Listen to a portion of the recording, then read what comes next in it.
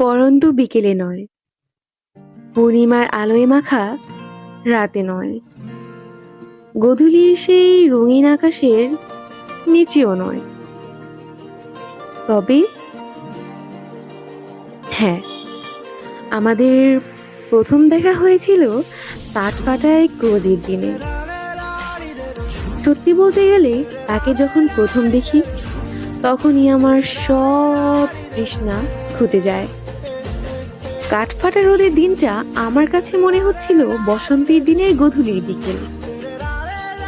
সময় যেন অতিবাহিত হচ্ছিল আটলান্টিকের ঢেউয়ের মতো। এক মেঘে ঢাকা দিল,